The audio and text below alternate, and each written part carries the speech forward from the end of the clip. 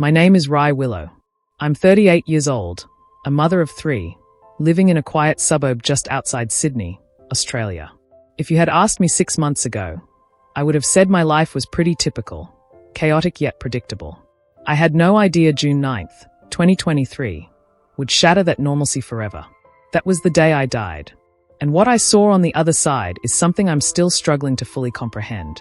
It was a dreary, rain-drenched Friday morning, with dark clouds casting a somber mood over the entire day. Inside the house, the usual whirlwind of commotion was in full swing. Kids scrambling to get ready for school, their laughter and arguments blending into the background noise.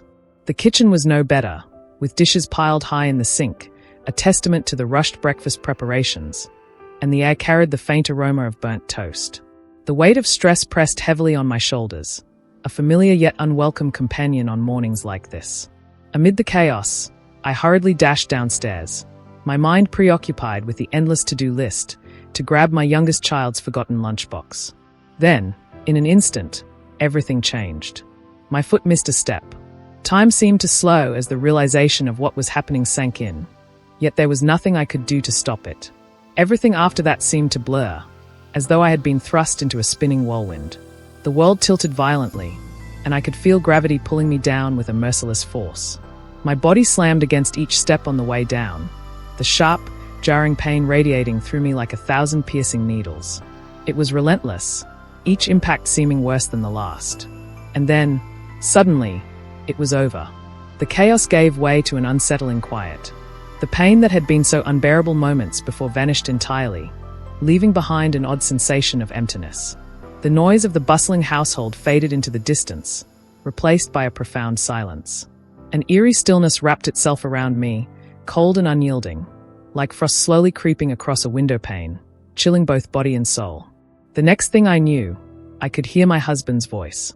I was cradled in his arms, his entire body trembling as he carried me out to the car. "Don't leave me, Rai," he pleaded, his voice cracking with fear and desperation. The drive to the hospital was a haze. Rain hammered against the windows, and the red taillights of passing cars smeared across my dimming vision. My husband kept glancing at me, panic etched into every line of his face, whispering prayers I couldn't quite make out. But none of it could stop the invisible force pulling me away. My breaths became shallow, my chest tightened, and everything around me began to fade. And then, in an instant, everything shifted. One moment, I was in the car, feeling my husband's arms around me. The next, I was outside of it, staring at my own body slumped lifelessly in the passenger seat. It was disorienting, surreal. The pain was gone, and I felt weightless, untethered, free. The world around me seemed sharper, the colors more vivid, but it all felt strangely distant, as though I didn't belong there anymore. I saw my husband, drenched from the rain and shouting desperately, but his voice was muffled, like a distant echo. I reached out, wanting to comfort him, to tell him I was still there. But no sound came. I was alone, suspended in a strange, weightless void. Then, the scene dissolved. The car, the rain, my husband, they all vanished. I found myself standing in a vast, radiant place, breathtaking in its beauty. The air shimmered with colors I couldn't even name, and the ground beneath me felt alive, pulsing with energy. It was magnificent, but peace eluded me. A strange unease twisted in my chest. This wasn't a dream, it was real.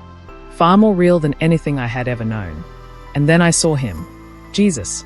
In the distance, a figure emerged, moving steadily toward me with a presence that was both commanding and comforting. He was clothed in a brilliant white robe that seemed to shimmer with an otherworldly light, a light so pure and radiant that it defied description. It wasn't harsh or blinding. Instead, it enveloped everything around him, as though it carried the essence of peace itself. His face remained indistinct, shrouded in a gentle haze, yet his gaze was unmistakably powerful. It felt as though his eyes could see straight through me, uncovering every hidden thought, every flaw I had tried to bury, and every secret I thought no one would ever know. There was no judgment in that gaze, only a profound sense of understanding that left me feeling completely exposed yet strangely safe. "Rai," he called, his voice a melody that stirred something deep within me. It was both familiar and otherworldly, like a song I had always known but forgotten. "You cannot stay here. There is something you need to see, something you must tell. Before I could respond, the light around us dimmed. Shadows crept in from all sides, and a vision began to unfold. What I witnessed next will stay with me forever. The radiant glow disappeared, replaced by a suffocating darkness that pressed against me like a heavy shroud. Slowly, vivid images began to take shape within the void. It was like looking at the world from above, but it wasn't the world I recognized. A date appeared, 2025. At first, everything seemed normal, almost idyllic. Families gathered around dinner tables, sharing meals and laughter, their faces illuminated by the soft glow of evening lights. Children played in parks, their carefree giggles echoing under the open sky, while the hum of cities carried on with its usual rhythm, cars honking, street vendors calling out, and people hurrying through their daily routines. Life unfolded as it always had, familiar and comforting. But beneath the surface, something was amiss. The peace was fragile, like a delicate glass vase teetering on the edge of a shelf. Cracks began to appear, not in the earth, but in the hearts and minds of people. At first, they were subtle, almost imperceptible, like hairline fractures in a mirror. A casual harsh word here, an unexplained tension there. But the fractures spread rapidly, growing wider and deeper, until they could no longer be ignored. A heavy, unshakable sense of dread settled over everything, like a storm cloud blocking out the sun. And then, the horrors began. One by one, they unfolded with a terrifying intensity, shattering what little semblance of normalcy remained. It was as if the very fabric of reality had been torn, unleashing chaos and despair upon a world that had once felt so secure. I saw conflict erupting everywhere, spreading like wildfire through lives and relationships. Husbands and wives stood toe-to-toe, screaming accusations at each other with venom in their voices, their love buried beneath layers of resentment. Parents lashed out at their children, their words cutting deep, leaving invisible scars that would last a lifetime. Friends turned on one another, bonds that had taken years to build shattered in mere moments.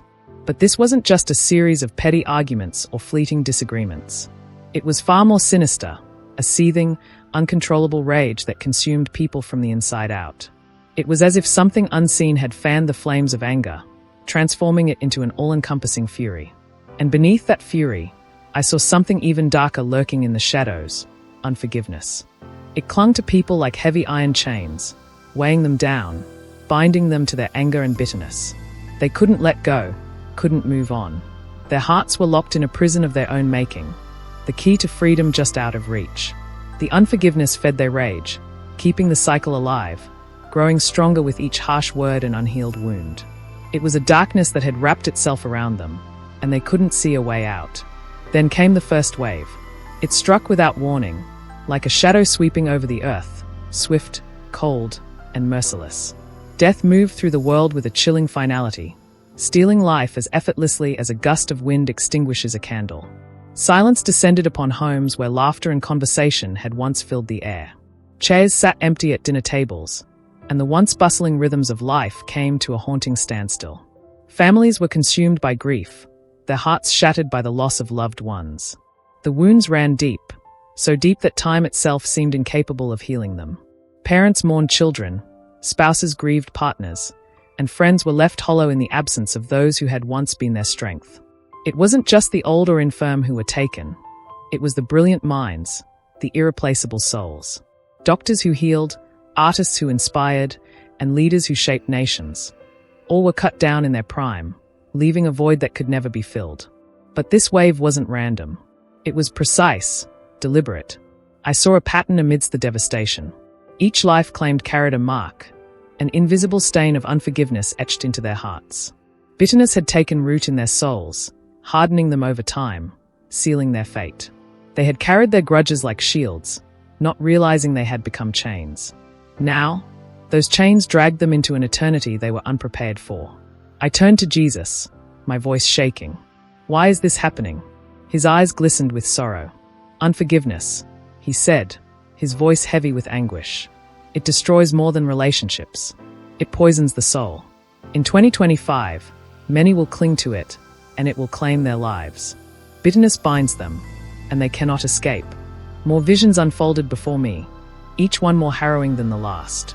I saw hospitals bursting at the seams, with hallways crowded by the sick and dying, their cries of pain and desperation echoing through the sterile walls. Exhausted doctors and nurses moved like shadows, overwhelmed and powerless to stem the tide of suffering. Cities, once vibrant with life, were now consumed by sorrow, their streets eerily quiet as grief hung heavy in the air like a suffocating fog. The earth itself seemed to groan under the unbearable weight of humanity's sins, its anguish manifesting in violent upheavals. Nature unleashed its fury without mercy. Hurricanes tore through towns, leaving only rubble and despair in their wake. Earthquakes cracked the ground open, swallowing buildings and lives whole, while floods swept away everything in their path: homes, memories, and hope itself. Flames raged uncontrollably, devouring entire cities, turning them into smoking ruins that stretched endlessly across the horizon. Nations that once stood tall crumbled under the strain, their leaders powerless against the relentless onslaught of calamity.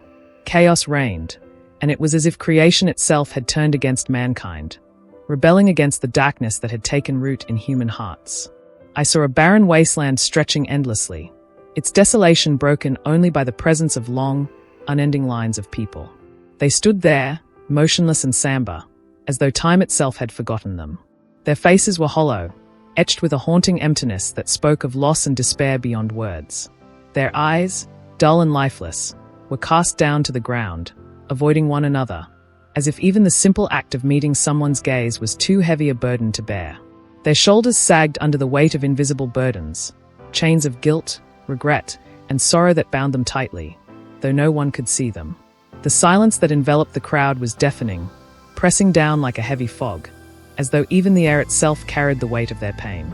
It was a place devoid of hope, where every step seemed futile and every moment stretched endlessly, a vivid picture of the spiritual and emotional desolation that had consumed them. "What is this place?" I asked, barely able to find my voice. Jesus gazed at them with a deep, sorrowful compassion. "This is where souls come to give an account," he said. Many achieved worldly success but carried hardened hearts. They clung to grudges until it was too late. One by one, I watched as they stepped forward, facing a moment of undeniable clarity. They saw their lives in full, every missed chance to forgive, every opportunity to love that they let slip away. And then, the vision changed again. I was taken to a place of torment so profound, so incomprehensible, that it seemed to defy the limits of imagination. This wasn't simply a realm of fire or pain. It was the very essence of hopelessness itself, a darkness so deep it felt alive, wrapping around everything and everyone trapped there. The air was thick with an oppressive weight, suffocating any trace of peace or relief. Regret hung in the atmosphere like a living, breathing force, relentless and consuming. It was more than a feeling. It was a torment all its own, gnawing at the souls of those confined to this place. Every wrong decision, every missed opportunity for forgiveness, and every act of selfishness replayed endlessly before them, a cruel reminder of what they had forfeited. Their cries were endless, echoing with despair and anguish that seemed to pierce the very fabric of existence. It was the sound of souls unraveling, of pain that went beyond physical suffering and reached into the depths of the spirit. These weren't faceless beings, they were people. People who had made deliberate choices, choosing hate over love, pride over humility, and bitterness over grace. Their decisions had chained them here, in a prison of their own making, and there was no escape. This was the ultimate cost of a life lived apart from the light of redemption. Jesus wept openly, his tears shimmering with sorrow. "This isn't what I desire for them," he said, his voice breaking. "But every choice has its consequence." A wave of urgency surged through me. This cannot happen. I wanted to scream, to beg, to do something, anything. But before I could act, another vision began to form. This vision was different, like a breath of fresh air in the midst of the suffocating darkness. Light pierced through the chaos, breaking the gloom with an unmistakable hope that seemed to push away the shadows. It wasn't just a light, it was a presence, a force that filled the very air with warmth and grace, like a gentle but powerful reminder that even in the worst of times, there is always a way out, always a chance for redemption. I saw people kneeling in prayer, their hearts laid bare before God. There was no pretense, no mask. They were open, vulnerable, seeking forgiveness and restoration. Their voices were soft but sincere, carrying the weight of years of hurt.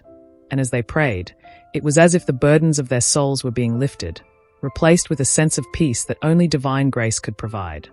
Families embraced each other, their hearts overflowing with love and forgiveness. Tears filled their eyes, but these were not tears of sorrow. They were tears of release, of healing. Old wounds were forgiven, broken relationships were mended, and the walls that had separated them for so long came crashing down.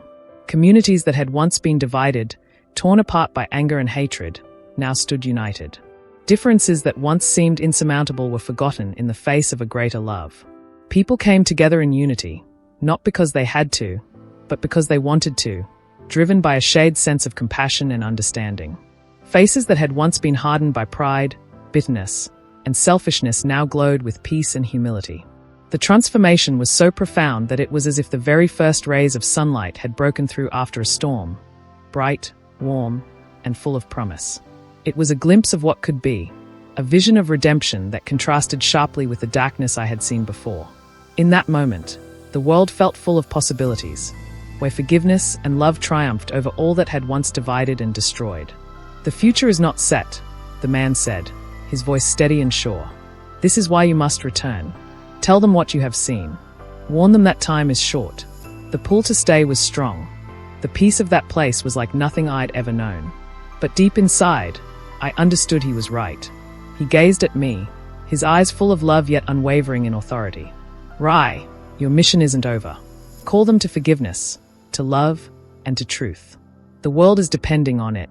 Before I could speak, the light enveloped me, and I felt myself being drawn back, pulled into the swirling chaos of the life I'd left behind. When I opened my eyes, the soft glow of hospital lights came into focus.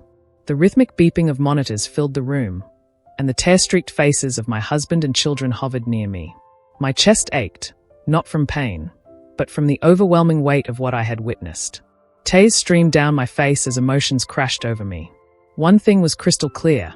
I had been given a second chance. Not just to live, but to bring change. Not just in my life, but in the lives of others. The days that followed were surreal. My hospital room became a fragile haven, sheltering me as I tried to process the enormity of what I'd seen. Yet, even in the quiet, the echoes of 2025 haunted me. The faces of the suffering, the anguish of tormented souls, and Jesus' command to share his message burned in my heart like a fire that refused to be quenched. When I was discharged from the hospital, my husband, Luke, drove me home. Relief was etched on his face, but I could sense the unspoken questions in his mind. That night, once the kids were asleep, we sat at the dining table. My hands trembled as I recounted everything. The visions, the man in dazzling white, and the words he had spoken. Luke listened in stunned silence, gripping my hands as though afraid to let go. Finally, he spoke, his voice low and filled with concern. "Rai, how do we even begin to tell people something like this?" I squeezed his hands, tears brimming in my eyes. "We start with us," I whispered. "We let go of the grudges we've held, forgive each other, and love with everything we have. Then, we share it with anyone willing to listen. We can't keep this to ourselves, Luke. People need to hear it." The next morning, I woke early, my heart weighed down by the enormity of the mission ahead. Kneeling by my bed, I prayed with everything in me, asking God for strength and clarity. Gratitude filled my heart for the second chance I'd been given, but the task ahead felt daunting. Jesus' words still echoed in my spirit. "Tell them what you have seen." I knew where I needed to begin, with my own family. It wasn't easy. Years of unspoken hurts, old arguments, and buried pain had left cracks in our relationships. But I couldn't ignore what was at stake. One by one, I made calls I'd avoided for far too long.